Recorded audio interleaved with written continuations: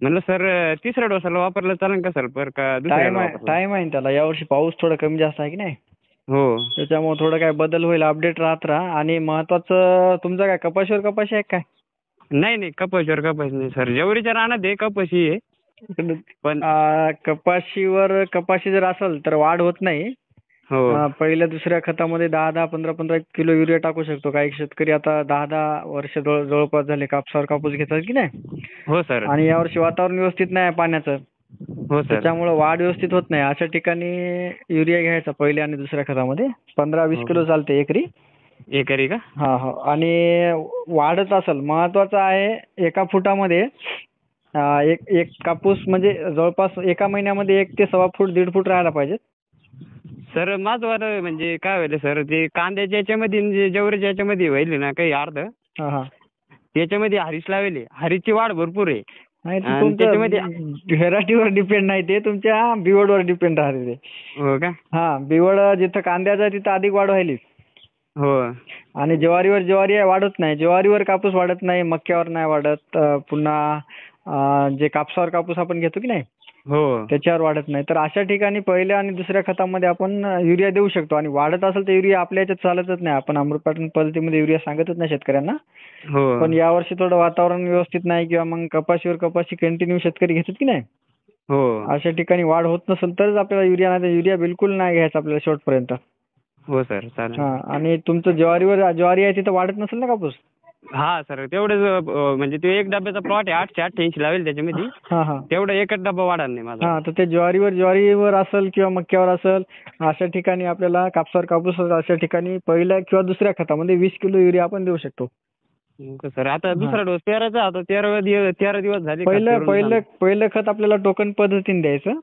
हो का? आणि दुसऱ्यापासून सर्व खत आपल्याला पेरणी पद्धतीने द्यायचं. आता पहिलं खत जे देतो आपण झाडापासून 3 ते 4 इंच दूर देतो की नाही, हो दुसरं खत 5 ते 6 इंच दूर पेरणी पद्धतीने द्यायचं. म्हणजे एक पट्टा आड करून. आता तुमचं 4x6x1 असेल ना? 5x7 आहे सर. हा, तर 5x7x1 आहे. तर पहिलं खत आपण टोकन पद्धतीने दिलं. दुसरं खत आम्ही त्याच्यात एक गलती करेली औंदा सर, त्याच्यामध्ये ना आम्ही मूग गेले 7च्या पट्ट्यामध्ये.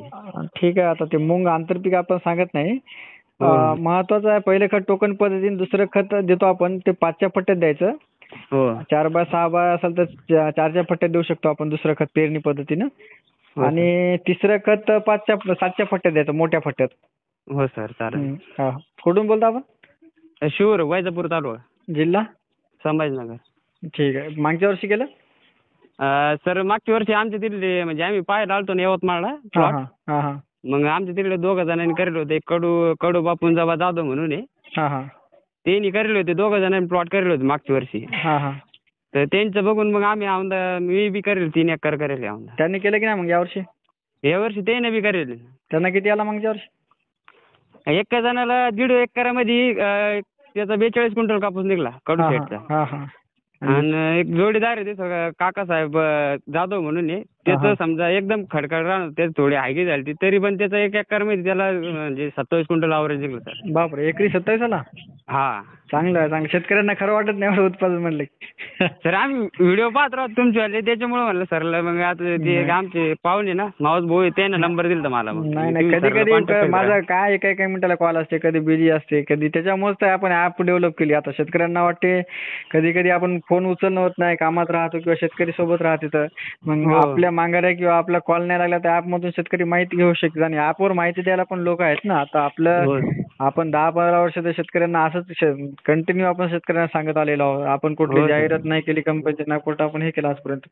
नाही सर बरोबर आहे. आम्ही पाहायला आलतो सर, यवतमाळला आलतो ना आम्ही. चालते, करा काय प्रॉब्लेम नाही. हो सर चालेल. प्रॉपर गाव कोणतं आपलं? शिवर. ठीक.